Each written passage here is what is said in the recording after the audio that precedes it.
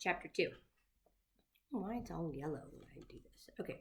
Charles Chiltington sat in his family's home theater watching his classmate Kyle Keeley rocket across a 70-inch plasma screen TV.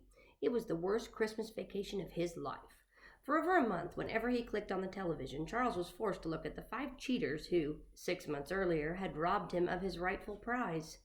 In that night's Lemoncello commercial, Keeley, the ringleader of the group that had defeated Charles in the escape from Mr. Lemoncello's library game, looked ridiculous dressed up in goofy goggles like a flying squirrel. But Keeley was obviously having a grand time starring in the commercial, a commercial Charles should have starred in. Keeley had needed 4 teammates to best Charles in the past June's escape game, which was played inside the silly game maker's even sillier new library on the opening weekend. Keeley also needed Mr. Lemoncello's help to win. At the very last second, just as Charles was nearing victory, the batty billionaire disqualified him on a trumped-up technicality. Keeley and his cronies went on to win the game and the grand prize.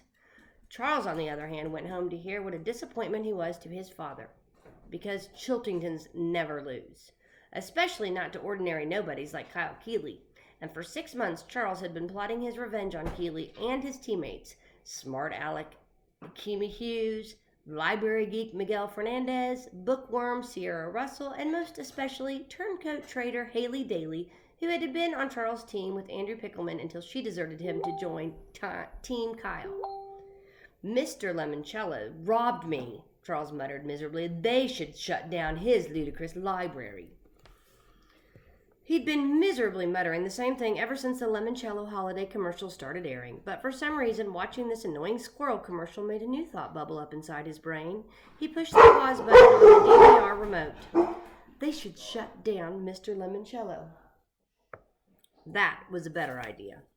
The good citizens of Alexandriaville, Ohio, should not allow the demented Mr. Lemoncello to continue to control what went on inside their new public library.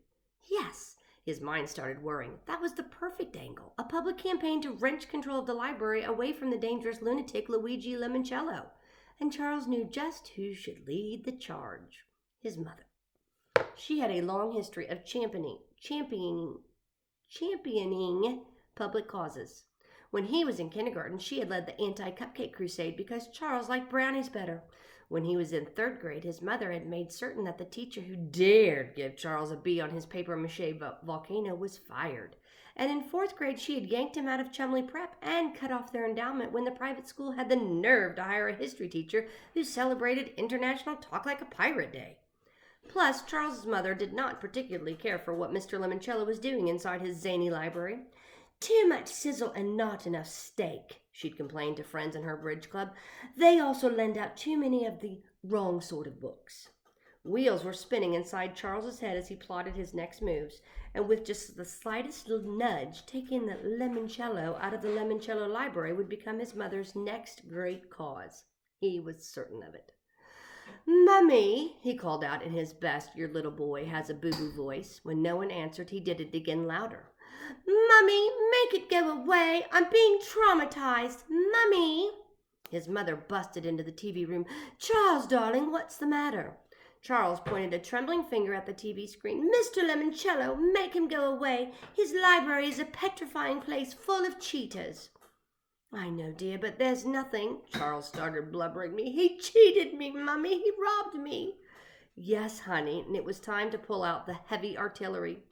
He lowered my self-esteem. I feel like such a failure. He sniffed. Because of Mr. Lemoncello, I may never go to college. His mother's face turned ghostly white. Score. Hush now, Mummy's here, and everything will be all right. She hugged him tightly. Charles grinned. Mr. Lemoncello was toast. Burnt toast with toe jam jelly on top.